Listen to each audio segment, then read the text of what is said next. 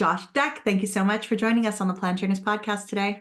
Shoshana, it is a pleasure to be here. I'm really excited about this. And I didn't know Adam was coming on, so it's a double for double. Here I am. It's usually a duo. There's only been a couple of episodes lately where we've had to divide and conquer just because life is busy, but otherwise almost 500 podcasts we've done together. Yeah. It's so funny because I listened to probably two of them. And as I kind of zipped through, I'll put it on 1.5x.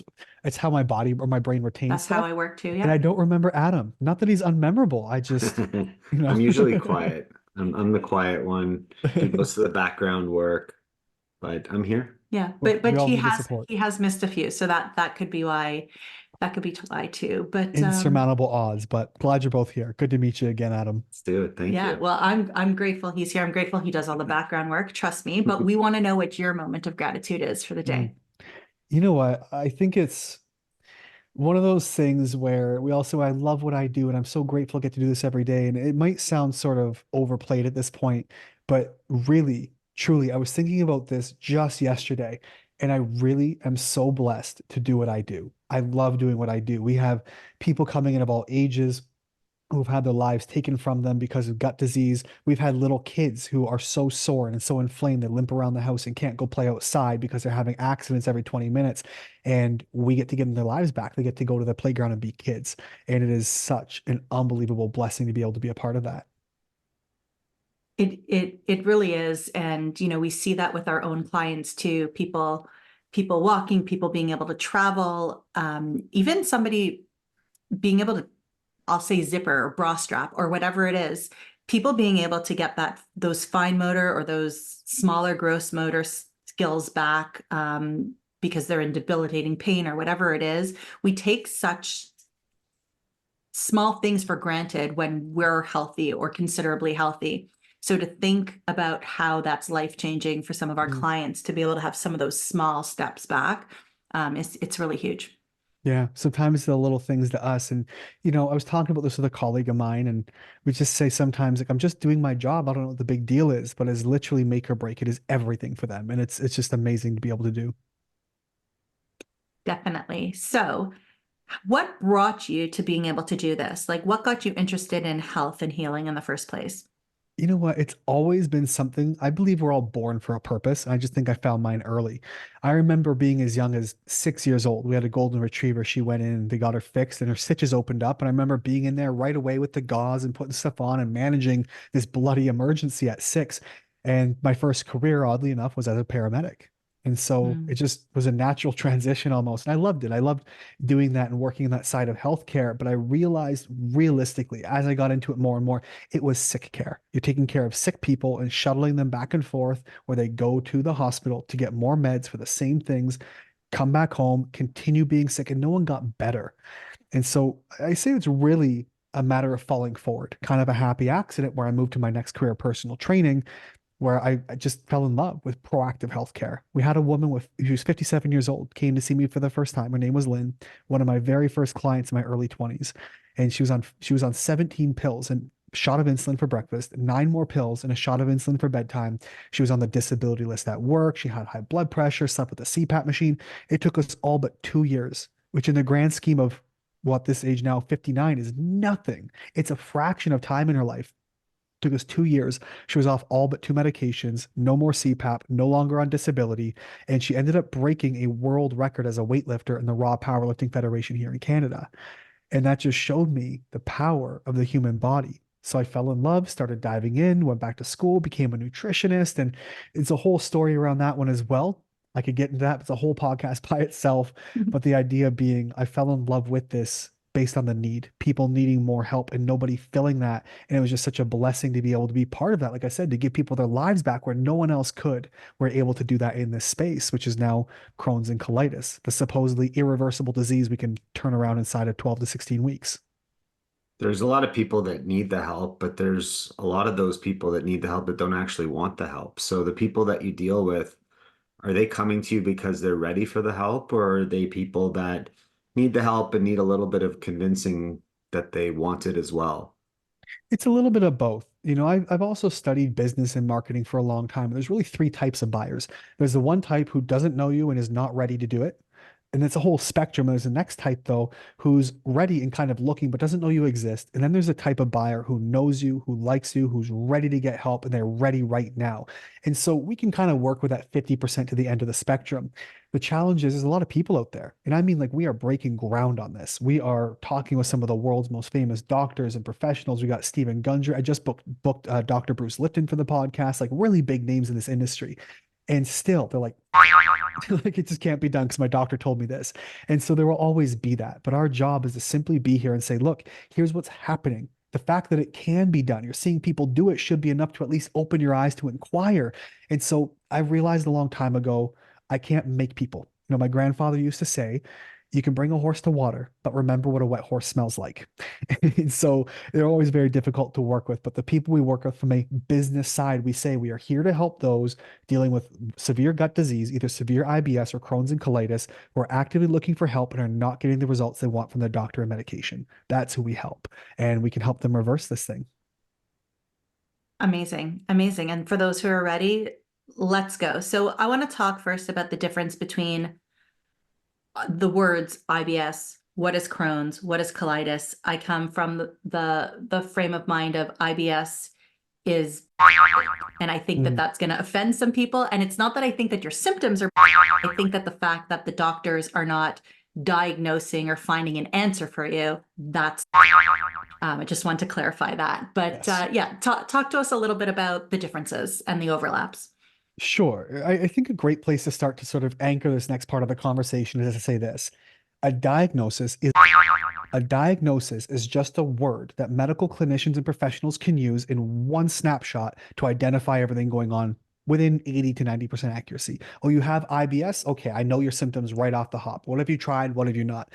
So it's just a defining word, but it doesn't actually mean anything. Oftentimes we look to a diagnosis and say, well, okay, I have this thing. I have this issue. Now I have answers. Now I have an explanation. At least there's hope. At least my doctor can do something.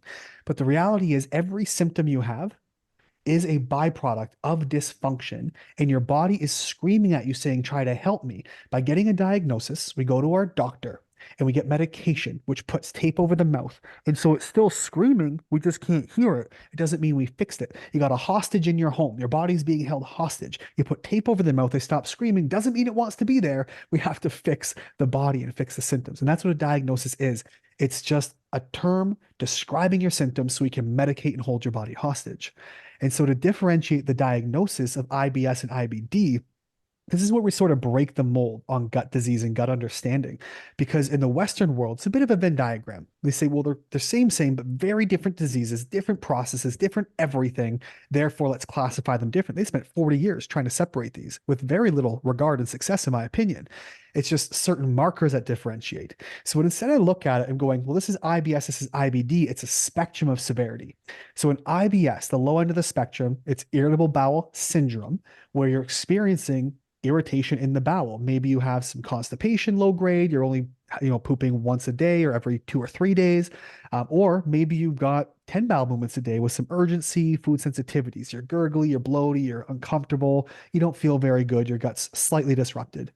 Well, let's wear and tear this a little bit more to go down the end of the severity spectrum until you have inflammatory bowel disease, Crohn's and colitis. Now, colitis is exactly what it sounds like, colon-itis. It's inflammation in the colon.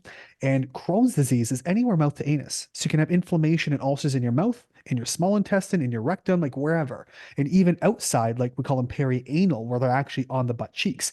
And so it can really affect anywhere. But they're all along the spectrum. So I look at it this way. If you're going for a walk and you're wearing a pair of shoes and you're not wearing socks, what happens to that heel? Eventually it rubs red and it gets a little irritated and it continues to rub red till it blisters. If you keep going, it will bleed and go right down to the bone if you allow it to. And this is the spectrum of severity from IBS, where you're just syndrome. You just got a bit of irritation now until things wear and tear and progress very quickly till you have Crohn's and colitis, till things sort of pop off. Now, again, they're different, but one often leads to the other, or one gets misdiagnosed as the other. It's a matter of how quickly or how severely we make that change. And that's sort of how we differentiate those. So, okay, so that was a lot of information and that was excellent. It was like a fire hose. I'm sorry. Yes. Yeah, no. It's great. It's fine. And everybody can go back and listen to it in whatever speed they need to listen to it. But where is the markers that people need to look for if their doctor's not figuring out what's going on for them? What do they need to ask for above and beyond, or look at themselves to understand what's really happening in their body? I like that you brought it look up themselves, because unfortunately in a clinical side, we have so many people who are on this spectrum. The doctors go, well, it's probably IBS. We don't really know. Maybe you have some blood and some urgency. Maybe you're going 10 times a day, but it's not really colitis. So we don't know what it is because your symptoms don't fit the box of that definition of a clinical diagnosis. You don't match the terminology or the definition they need to give you the drugs like a cookbook. And so when we talk about what someone can look into, unfortunately, you go to your doctor, you'll ask for more blood work, more tests. Well, the only tests and blood work they can do and the interpretation they're able to provide, unfortunately, is again back to that language of diagnostic. It's diagnostic criteria. So can we put you in this box or not? If not, there's nothing we can do. So we have to look outside of this and understand for ourselves. We have to be advocates for ourselves, looking at the area of functional medicine to say, okay, I've got this issue right now. What are my symptoms? Because again, we're so trained to look for a diagnosis. Do my symptoms match IBS? Do my symptoms match IBD? What kind of disease do I have? We're going back to then, what can I take? And so it's, what supplements can I take to manage this? Can I use slippery elm? Can I use this herb to manage my symptoms? Well, now you've got plant-based medication. And so to bridge it for ourselves, we have to look beyond what's the diagnosis and what can I take? Rather, what is dysfunctional and how do I fix it?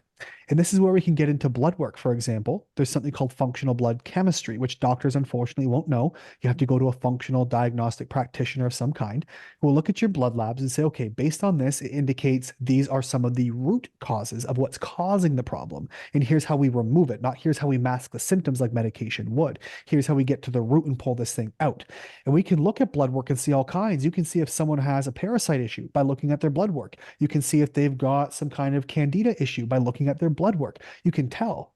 On the other hand, what I use in my practice for Crohn's colitis is an OAT, or an organic acids test, which is a urine test, which insurance won't pay for and doctors can't interpret unless they're trained specifically in the functional side, is to look at this organic acid test. It's a urine test. We can measure 76 different markers, and it's all just exhaust, right? Cellular exhaust. If you think about muscles and working out, you produce lactic acid as a byproduct, like exhaust of muscle cells. You can feel it by getting sore. We can measure these byproducts inside your urine, byproducts of certain cells, your bacteria, fungus. We can see what we call cellular respiration, how your body's actually utilizing oxygen and nutrients like glucose or ketones, if you're familiar with the keto diet. We can see nutrient balances and deficiencies and detoxification and so much just from a urine sample. And we can utilize that with your symptoms to go back and say, okay, with a 99% certainty, based on what we know, based on the patterns and specializing in what we do, here is the root of what we believe is causing your issue. Because inflammation isn't random. It always happens because your body is reacting, trying to heal you from something. Our job is to find out what it's healing you from, not put you in a box of diagnostic criteria to give a medication or a supplement to mask the symptom. Right. And I love that. And quick question before I comment on it. Can they tell mold from that too? Mm-hmm. Yeah. Yeah, so an organic acids test does a great job typically of detecting aspergillus, which will get your common ones. Aspergillus is a mold, it's an umbrella, right? Where you have many different types of aspergillus mold, like your aflatoxins and ochratoxins and different common mold strains. But you can see aspergillus mold absolutely on a organic acid test. But there are other less common ones like ZEA and other types of mold you may not detect, but it's a great place to start. And symptomatically, we can often detect mold as well. I love that because what we do here with the redox, and we've talked about the redox before, is the diagnosis doesn't matter, right? It is what is the symptoms and what are causing those symptoms and how do we address those symptoms. The same thing of what we do in plant trainers with nutrition and all of that. So while a diagnosis can help us, kind of go down the path of, okay, what are other people experiencing and what has worked? It really is about the symptom, and it's about removing, when you can, removing what is triggering it, right? So are you living in mold? Is it the foods that your body's not producing the right kind of enzymes to be able to break down? Is it the amount of stress that you're experiencing? Is it something that you've absorbed or taken at some point in your life? So that's huge to understand more. If you can eliminate the trigger, you're almost halfway there. 100%. Yeah. I mean, there's the root cause, then there's the residual damage. And so think about going out, playing with the kids, you're outside and you're going through the forest and you get a thorn stuck through your hand. You don't think much of it, it kind of hurts, but you leave it there and you leave it for weeks or months and it starts to get infected and it's swollen. Well, right away, that's residual damage one. You have the puncture and you have the infection in the hand. Well, if you leave it long enough, you get a blood infection, your arm starts to swell. Now you're limping around with it. You got shoulder pain and neck pain. The infection's going around the body. This is residual damage. And so, yes, we do have to get to that root cause and that one thing. And your body no longer has something to inflame to. It doesn't have a reason to react to try to heal you from something. But the residual damage is also a problem we have to look at through the liver and the systems and the pancreas, and your gut bacteria. Has that been imbalanced because of this? And the medications you've taken, there's so many things to do. But ultimately, we get to the root cause. And that's the thread that if you keep pulling, the whole sweater will unravel. Right. I feel like we hear a lot of people say that they have Crohn's and colitis. Do you know the numbers or what the stats are and how many people are really affected by these diseases? Oh, I absolutely do. It's actually part of my entire, we'll say, my pitch to my audience, say, look, guys, this is and it can be fixed. So as per the CDC back in 1990, depends on the stats you looked at, it was an estimate of 1.5 to 3 million global cases that's actively being seen and treated by a doctor, not who else has it or is on the spectrum of severity in its early stages, but is not yet diagnosed. So call it 1.5 to 3 million. As of 2020, the last point of data that was brought in, it was north of 7 million. Today, estimates are north of 8 million. So we've gone up 3 to 5 times the amounts of cases of inflammatory bowel disease, Crohn's, colitis in just 30 years, which is shocking. And the question is here, why? Right? Because they say, well, it's autoimmune, it's unknown, it must just be genetic. Well, that is statistically impossible for genetics in 30 years to turn over for so many people to be sick unless there's a catalyst creating the genetic issue. But on the other hand, if we look at this one, Adam, we've got, right, about call it 8 million cases worldwide, give or take. We've got almost 4 million, about 3.5 million of those in a single set of population. Now, North America is less than 5% of the global population. They have that 3.5 to 4 million. So 5% of the globe has 50% of the inflammatory bowel disease, which is the worst of the worst on the spectrum. But take it back to the early stages of the spectrum. We talked about this wear and tear, right? You're healing a shoe. Up to 72% of Americans, depending on the population stats and size you look at, 60 to 72% of Americans complain of gut issues weekly: constipation, bloating, cramping, diarrhea, pain of some kind, acid reflux, whatever it is. They're at the early stage where that heel is starting to blister. And now we have 50% who are far along the spectrum already dealing with disease and bloody stool and ulcers in their colon. It's a shocking stat, but it tells us if 5% of the globe has 50% of these diseases, 70% of that population is early stage, it can't possibly be genetic. It can't possibly just be autoimmune. And it sure as hell better not be autoimmune or unknown cause. And if it is, you better figure it out pretty fast because you got a sick population of people who are dying. So what's your opinion of what is that cause? Oh my goodness. I'm So many asking leading things. questions, but So leading. Yes. I think you already know the answer. So let's dive into that. Number one, antibiotic usage is up, what, 40, 50% or something in the last couple of years, the last 20 years or so.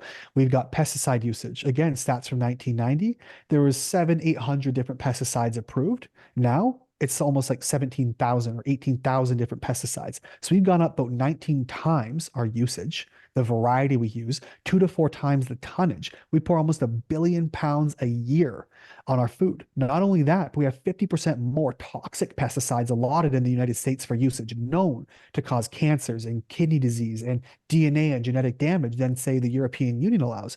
50% more dangerous toxic chemicals. On top of that, chronic stress, the standard American diet, alcohol consumption, sugar consumption. The average American consumes 101 pounds of sugar per year. That's a 10th grader. You know what I mean? Like that's a whole human being in sugar every year. From our lattes to our junk to the additives, it's in salad dressings, it's in everywhere. And so all these things cumulatively take their toll. There's food dye and food coloring. You say, well, it's just food dye. Prove it. Well, why not just remove it and see what happens? Why not remove the junk to see what happens? These diseases and autoimmune disease and gut disease has been on the rise in the last 50 to 70 years since the introduction of these things. And as they start to get into the food, we'll call it the gene pool of our food and dietary system, it's compounding. Instead of just a fast food burger, well, now it's in your drinks. Now it's in your health bars, your Cliff bars full of corn syrups and other junk. It's in everywhere. And so one dose of corn syrup won't hurt you, but getting it 6 different times a day from 7 different sources, you're going to have a problem. And this is where things start to compound. And this is what I believe is driving this disease epidemic. So what's the solution? What can someone who thinks they have these problems do right now? What's a simple start? Best place to do, knock on the door of Elon Musk and see if he's got a ticket to Mars left available. That's where I go. Can we just get off this Until planet? we ruin that planet too. Yes, we'll destroy everything. And it's a really interesting question to ask because the reality is it's awareness and education and it's choice. I talk to so many people. This is what I do for a living. I reverse Crohn's and colitis for a living. Unquestioned, we're phenomenal. We've done 250 cases the last 2 years, and I still have people going, no, you're wrong, or no, I don't have to remove that from my diet. And so it's number one, being coachable. Number two, educate yourself. We have to learn because with education comes knowledge. But like the great Ben Parker said, with great power comes great responsibility. And so once we have the knowledge and the information, we then have to make choices to do with it, right? Even if we don't like it, even if it's inconvenient, even if it means we have to give up this drink or that snack, but we give up bread, God forbid, that's a horrible thing for most people to give up. But that's where it starts. It's educating yourself and making the hard choices with the end goal in mind that I want to get better. Once you open that door and accept that step in these stages of possibility, only then can you start to implement the tools successfully that you need to finally heal. So why is it that 99% of doctors think that Crohn's and colitis, and we'll just throw other autoimmune diseases in there too? Why do they think that they're not reversible and that only medication can stunt it or whatever you want to call it? No, it's a great question. And it's unfortunately what they're taught. And I can go down the whole rabbit hole of the pharmaceutical industries and the multi-trillion-dollar industry of sickness and all that. That's another topic altogether. But the idea is doctors, even those most well-meaning, are taught one thing. But not only that, they're required to toe the line if they want to be employed, they want to make their money, they want to be reimbursed by insurance. It's an insurance profit-driven model. So even those who want to learn, they're out on their own, they're fish out of water. I work with doctors. I lecture at Priority Health Academy a couple times a year about inflammatory bowel disease. And it's an online academy for doctors who have left the traditional Western world, went out on their own and said, this isn't working. I'm actually harming my patients.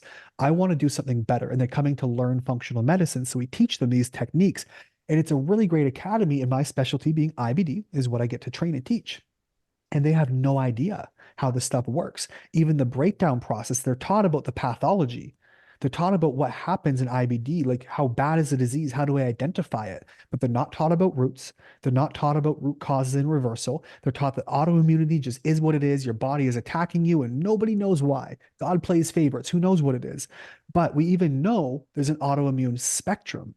In most cases I dealing with IBD are not actually autoimmune, but they're classified based on diagnostic criteria to be autoimmune. But they rarely even check antibodies. They simply go, okay, we've done a colonoscopy. You've got the blood, you've got the ulcers, you've got the inflammation. Okay, you've got the symptoms. We've done some blood labs and your inflammatory markers are elevated. That's all we need. We're good enough. You've got inflammatory bowel disease, which is autoimmune, genetic, unknown. But they're not actually checking to see if your case is autoimmune. Most of what we see is not autoimmune. 80 to 90% of the cases we see are on the spectrum of inflammation. But I look at it like 4 rungs in a ladder, and this is where doctors don't see it. They're taught, number one, it's this box, therefore it's this disease. If you're not inside that box, we don't know what it is. There's nothing we can do. Here's an antidepressant. I see that all the time. We have to look at 4 rungs of the ladder. So number one, you're healthy, right? The left side of this rung, you're very healthy. We go down the end of that rung. Now you've got IBS, you're inflamed. Well, if that keeps getting more severe, we climb up a level. Your gut's getting worse. So now you have IBS, which rubs and wears and tears either quickly or over many years until you now have Crohn's colitis. So now you've got severe inflammation, like your foot is in the shoe, it's blistering now. Well, we now have to climb up the next level. Now that you've got Crohn's colitis, I actually look at colitis as the beginning, Crohn's as the end, as it gets worse from one organ to multiple organs within the same system. But some people can kind of jump right to Crohn's. it happens. But then there's the next stage, or final stage, the autoimmune spectrum, the term actually coined by Dr. Amy Myers, where you have a low grade autoimmune condition all the way to the severe end where you have a high grade autoimmune condition. Let's take that one step further. Now you've got multiple autoimmune conditions stacking on top of each other, right? So it's layer after layer, but doctors, they only see one run. You have this condition, therefore it's autoimmune, therefore there's nothing we can do. And that's what they're taught, and that's what they're forced to stick to. You give this drug, or you get sued, or you get out, or you don't have our financial support, whatever it is. And now you're no longer, you're acting in the interest of the institution rather than the patient.